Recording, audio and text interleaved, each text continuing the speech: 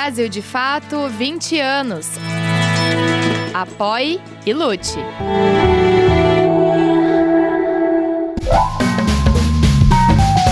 Brasil de Fato Entrevista. Olá a todas e a todos, está começando agora mais um Brasil de Fato Entrevista e hoje a nossa conversa é com o jornalista César Callejon. Tudo bom, César? Como vai? Tudo bem, querido. Prazer falar contigo de novo, José. Obrigado por me receber no programa. César Callejon é jornalista e tem especialização em relações internacionais pela FGV.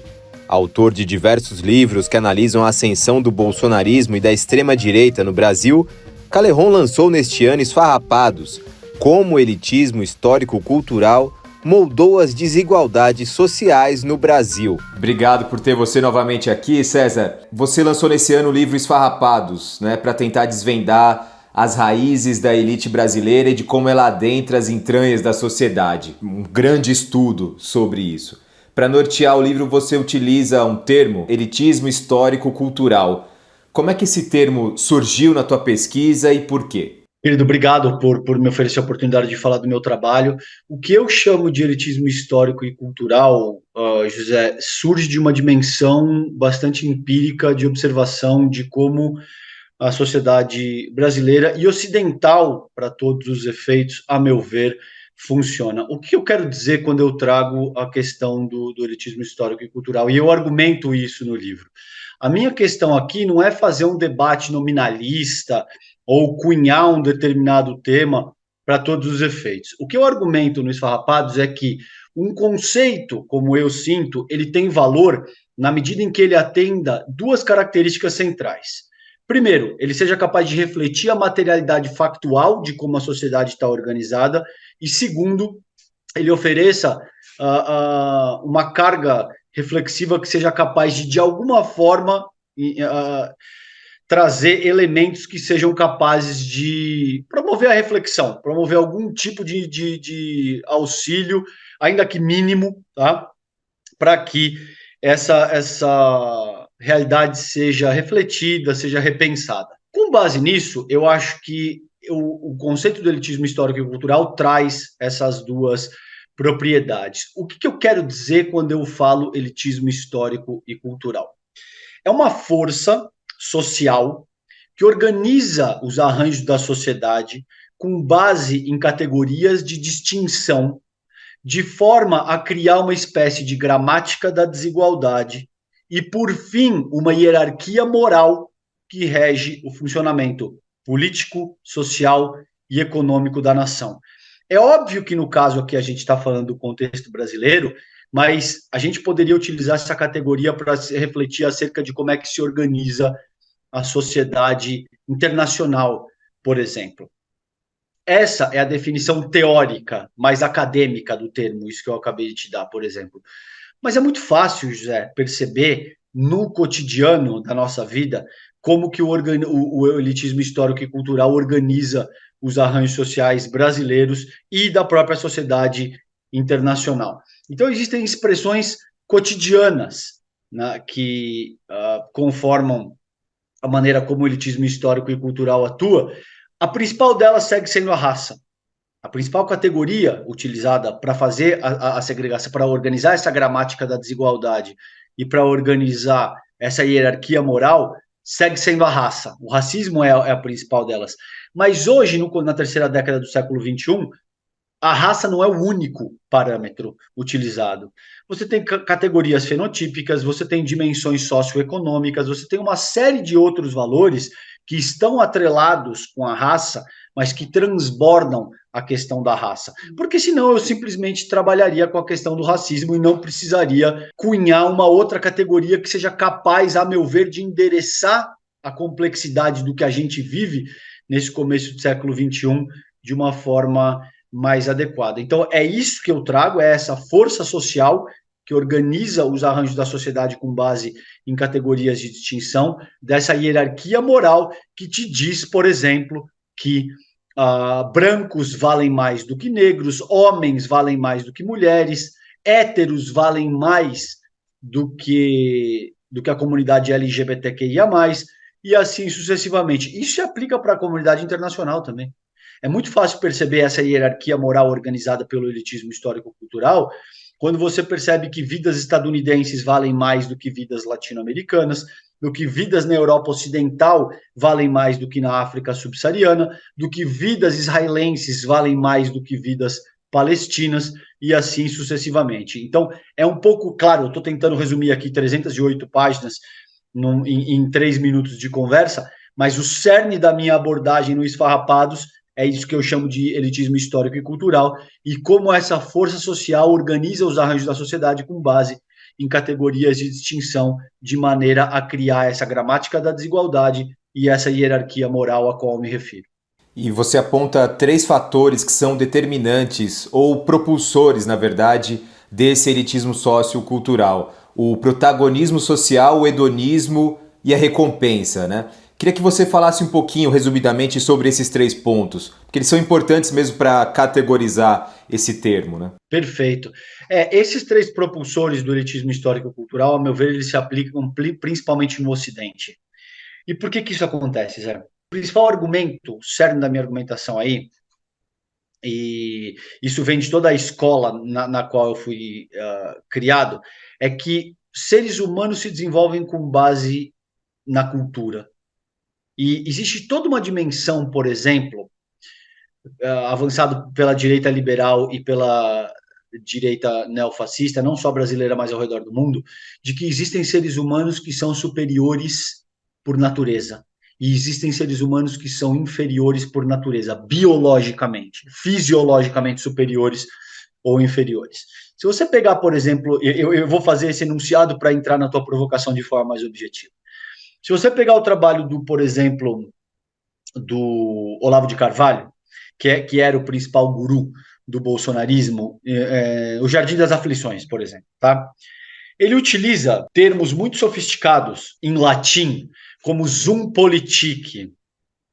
Ele cita filósofos gregos e pensadores iluministas com uma linguagem toda rebuscada para no fim do dia te dizer isso. Para no fim do dia te dizer que existem pessoas que são superiores por natureza, pessoas que são inferiores por natureza. Naturalmente, faz sentido que essas pessoas que são superiores moralmente, intelectualmente, governem a sociedade.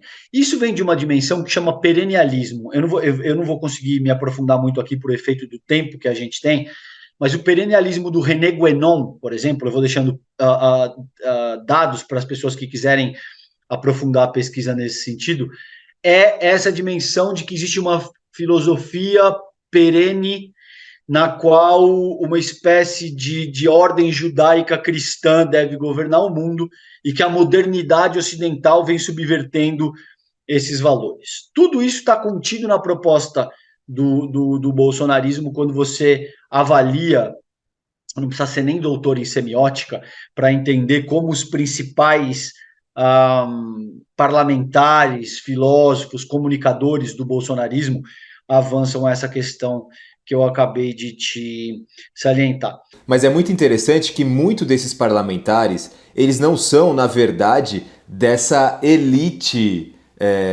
histórico-cultural, né? Eles são de outro, eles são, às vezes, muito pobres, às vezes policiais, pessoas que sofrem na carne com as questões sociais e diferenças do Brasil histórico, né? Ótimo. É um controverso muito interessante aí. Exato. E veja, por que eu não falo das elites como grupos sociais que são capazes de dominar a sociedade de uma forma autoritária? Isso é parte do processo. Mas veja que o que eu estou propondo aqui é o elitismo histórico e cultural como força social. E essa força social, ela vigora em absolutamente todos os estratos da sociedade. E também é verdade que ela organiza um modelo de sociabilidade que concentra cada vez mais recursos na mão de uma minoria cada vez menor. E aí sim se formam as elites e, dialeticamente, uma vez constituídas, essas elites passam a exercer força no sentido de fazer a manutenção e agudizar o próprio elitismo histórico e cultural. Mas o elitismo histórico e cultural, como eu vejo, tem 2 grandes pilares. O capital, enquanto processo, esse processo das ideias do campo marxiano, que usurpam a classe trabalhadora, que tem como gênesis o que Marx chama do acúmulo primitivo, né, do capital, na transição do feudalismo para o capitalismo, ou seja, você expropria a classe trabalhadora, deixa a classe trabalhadora com a sua força de trabalho como única mercadoria a ser vendida no sentido de fazer a manutenção da sua subsistência, e a partir daí você se apropria, você capitalista, eu quero dizer, se apropria da maior parte daquilo que é produzido com a força de trabalho da nossa classe trabalhadora. Esse é o capital enquanto processo. É simples assim. E o outro pilar é a invasão das monarquias europeias nas Américas, que a gente convencionou chamar de colonização. A meu ver, é um termo demasiadamente sutil, que acaba por eufemizar o que de fato aconteceu, considerando que existe toda uma carga de estupro, de pilhagem, de violência absurda. Então, a invasão das monarquias europeias nas Américas, dizimando as comunidades ameríndias. O que eu chamo de elitismo histórico e cultural tem essa força social, tem esses dois pilares: o capital enquanto processo e a invasão das monarquias europeias nas Américas. Isso institui um modelo que começa pelo liberalismo vitoriano. A partir da década de 80, o capitalismo ganha como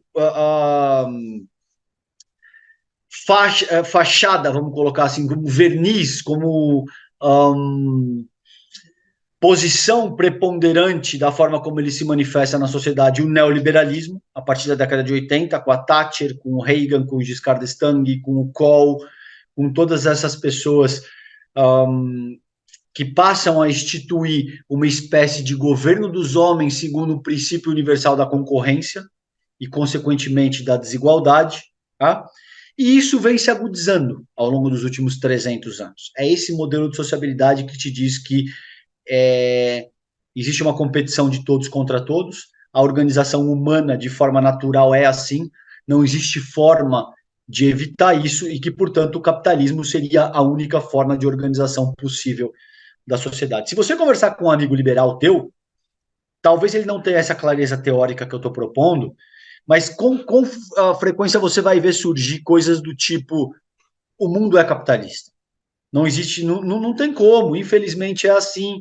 Você vê comparações que surgem com a etologia ou a entomologia, dizendo que na natureza funciona assim, é a lei do mais forte, é a lei da selva, etc. e tal.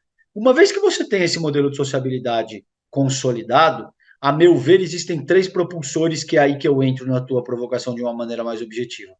A primeira é a busca por protagonismo social, porque num modelo em que está todo mundo olhando para telas o tempo todo, você tem essa agudização do próprio capitalismo através da sua versão predominante, que é o neoliberalismo a partir de 1980, que eu falei aqui. Então, o que já era uma competição se torna uma competição desenfreada, como se não existisse outra forma de organização social. A partir da década de 90 surge e se populariza a internet, e a partir de 2010 e 2013, por aí, se populariza os smartphones. Então, agora está todo mundo brigando desesperadamente por protagonismo social, porque isso se converte em likes, se converte em benefício, se converte em toda uma série, em toda uma gama de benefícios que são extremamente sedutores, tá? Então, protagonismo social passa a ser um dos principais propulsores de como é que a gente se organiza e do porquê que a gente faz o que a gente faz.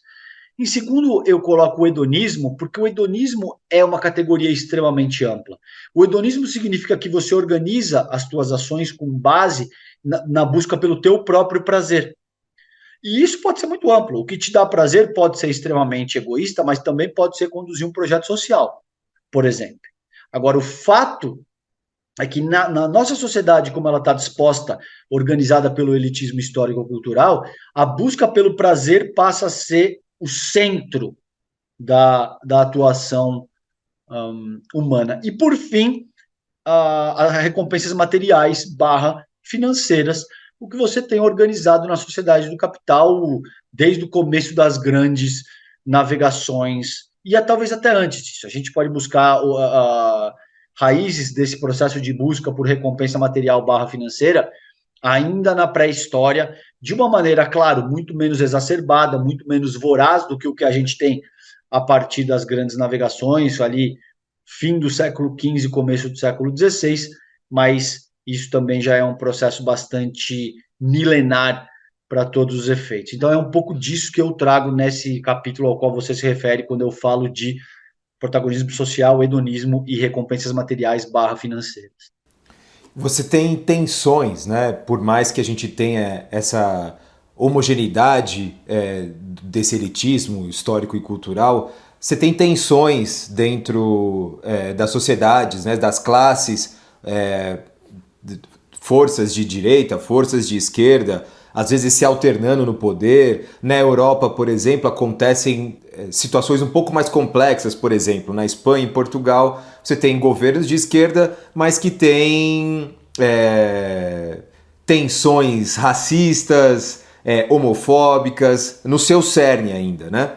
E aí eu queria aproveitar esse gancho para falar sobre um outro capítulo que você propõe, de algumas iniciativas de organização popular que foram bem-sucedidas, né, e que são bem-sucedidas, entre elas o Finapop do MST, que estimula o financiamento popular para agricultores. Ou seja, existe um outro mundo possível acontecendo paralelamente, né? Sem dúvida existe.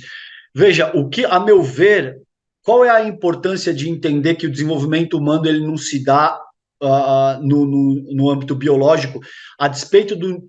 Eu não vou nem usar biológico, fisiológico, porque biológico é algo mais amplo e que compreende essa carga cultural a qual eu me refiro. Se você acredita que o desenvolvimento humano ele está restrito à seara fisiológica, é óbvio que você não consegue pensar possibilidades que transcendam aquilo que já está estabelecido. Entende o que eu estou te propondo aqui? Se eu te digo, o José se forma com base naquilo que ele traz de maneira pré-formada na carga genética dele, na tua fisiologia, então não importa. Então não importa muito o tipo de valor, o tipo de cultura que te cerque, o tipo de instrução que você recebeu dos teus pais, os tipos de ideias às quais você foi exposto através da influência dos teus amigos. Por quê? A tua mentalidade e tudo que segue já está conformada por uma determinação fisiológica, genética e tal. Esse é um debate surrado, relativamente surrado, e a maioria das pessoas já entende que a questão não é por aí. Mas se você pegar a forma como a extrema-direita se organiza, não só no Brasil, mas ao redor do mundo, isso está pressuposto na fala dessas pessoas. Talvez elas nem entendam, teoricamente, de novo, isso que eu estou propondo aqui, mas elas acreditam que existem seres humanos que são superiores ou inferiores por natureza. Muito bem, quando você entende que esse não é o caso, e que o cerne do desenvolvimento humano é a questão cultural, você também pode extrapolar isso para a organização da sociedade de forma mais ampla. Então, quer dizer que o Brasil está organizado de uma maneira que traz um legado histórico e cultural do que foi o Brasil colônia, do que foi o Brasil império e do modelo escravista que organizava os arranjos sociais naquela ocasião. O país não é o que ele é porque essa é a única maneira possível de organização societária. Assim como o José não é o que ele é porque essa é a única maneira de organização, considerando que esses parâmetros já estão pré-formados no teu sistema. Então, uma vez que a gente entende isso também é muito doloroso, porque você passa a ter que fazer uma revisão no sentido, principalmente, eu vou falar por mim, para facilitar, tá? Eu sou homem, branco, heterossexual e eu tenho ascendência italiana, espanhola e libanesa. Tá? Então, uma boa parte daquilo que eu entendo que é... as possibilidades que eu recebi na vida, elas não se produziram porque eu sou genial, ou porque eu sou mais esforçado, ou porque eu sou mais capaz. Elas se produziram porque eu tenho ascendência europeia, sou branco, homem e heterossexual. É muito mais difícil ter que olhar para essa revisão e dizer que, quer dizer que o meu sucesso, entre aspas, não é porque eu sou brilhante, e em alguma medida... É claro que isso é muito mais complexo do que simplesmente reduzir a questão. Mas o fator preponderante aqui, do que eu estou dizendo, é o aspecto cultural. Não é o meu esforço, não é o meu mérito, não é a minha capacidade, a despeito de todos esses elementos também entrarem na equação. Mas o cerne da equação é essa disposição histórica e cultural que favorece uma minoria, invariavelmente branca, hétero, de ascendência europeia, em detrimento do restante da nossa população. Uma vez que você entende isso é doloroso, mas isso também é libertador. Porque você olha para o estado de coisas que a gente tem determinado no mundo hoje e você percebe, bom, então, se isso é uma construção histórica e cultural, a gente pode organizar uma outra composição histórica e cultural que vai refletir um novo arranjo de sociedade daqui para frente. Pode, isso não é tão fácil. E não pode ser organizado em 10, 15, 20 anos, porque o atual modelo de sociabilidade que você experimenta hoje em 2023, nesse começo de novo século, é uma construção milenar. Tá? No limite, você tem 300, 400 anos de um modelo de sociabilidade que vai ao encontro disso tudo que eu coloquei anteriormente. Então, você não pode alterar isso em 10, 15, 20 anos. Agora, isso também não pode servir para te desmobilizar. Isso também não pode servir para... então, já que eu não posso alterar tudo através de uma única grande revolução em 10, 15 anos, eu não quero nem saber desse... Não. Você vai lutar, você enquanto comunicador, o trabalho que você faz, o trabalho que eu faço, nós somos gotinhas de água num oceano inteiro, no sentido de pavimentar um caminho para que futuras gerações sejam capazes de experimentar um modelo de sociabilidade distinto desse que a gente tem hoje. Então é isso. Basicamente, por que essa tua questão é muito boa e muito pertinente? Porque você passa a compreender que um novo mundo é possível, que não existe uma única forma de organização social que seja inexorável, mas que, de muitas maneiras, isso é um processo longo, trabalhoso e que requer um esforço imenso no sentido de começar o que a gente quer ver, no sentido de transformar esse modelo de sociabilidade no futuro. César, você acabou se especializando, ao se debruçar de maneira intensa no bolsonarismo e seus maneirismos, sobre esse universo de extrema-direita no Brasil. Na nossa última conversa, você estava lançando o livro sobre perdas e danos, negacionismo e lawfare e neofascismo no Brasil, ainda durante o governo Bolsonaro, né? Pouco mais de um ano depois, o que mudou no Brasil? Que Brasil é esse? Eu acho que o bolsonarismo arrefeceu, sem dúvida, porque a derrota nas urnas em outubro do ano passado, há exatamente um ano agora, foi um golpe muito duro para o bolsonarismo, de muitas maneiras. O Bolsonaro cometeu o maior estelionato eleitoral da história, hoje em dia a gente sabe, ele utilizou a Caixa Econômica Federal, ele deu auxílio-benefício, todas as ordens, ele tentou utilizar a Polícia Federal e a Polícia Rodoviária para impedir, para dificultar o voto do povo nordestino, onde o Lula tem uma adesão maciça. Então ele não esperava essa derrota. E isso, de alguma forma, debilita o próprio bolsonarismo. O que eu diria nesse momento, um ano depois, que é diferente é isso. O bolsonarismo perde tração considerando aquilo que ele tinha nos anos anteriores e, de muitas maneiras, o campo progressista ganha força com esse primeiro ano do governo Lula, que traz uma série de mudanças bastante significativas, principalmente na nossa macroeconomia e principalmente na forma como o Brasil é percebido junto à sociedade internacional, por conta desse processo de retomada que o governo Lula adota nesse último ano. Agora, isso posto, o bolsonarismo está enfraquecido momentaneamente. Por quê? O bolsonarismo, duas coisas, ele tem uma ligação muito forte com o trumpismo, e infelizmente eu vou ter que te dizer isso vai ficar gravado aqui. Infelizmente existe uma chance enorme do trumpismo voltar ao poder nos Estados Unidos no ano que vem, em 2024. Tá? Não me julguem, não é o que eu quero, não estou sendo pessimista, mas enquanto analista, enquanto mestre em mudança social e participação política, eu preciso olhar para a materialidade factual de como as coisas se apresentam e não para aquilo que eu gostaria que acontecesse. Eu acho e hoje é o cenário que está dado. Né? Hoje é o cenário de liderança do Trump mesmo. Do Trump, E, infelizmente, eu vejo o governo Joe Biden muito débil, muito frágil, infelizmente. E não que eu tenha qualquer tipo de apreço aos democratas e ao Joe Biden, mas eu vejo dos males o menor, principalmente considerando que os Bolsonaro têm uma ligação muito próxima com o trumpismo, e isso infelizmente, vai renovar as forças do bolsonarismo no Brasil, caso o Trump seja eleito novamente nos Estados Unidos, e eu acho que isso é o que, infelizmente, deve acontecer. Então, a gente vai ter que lidar com isso muito provavelmente, a partir do ano que vem de novo, com essa retomada de força do bolsonarismo, e ainda que esse não seja o caso, o próprio bolsonarismo, ele é uma das expressões possíveis de como esse modelo de sociabilidade organizado pelo elitismo histórico e cultural pode se manifestar.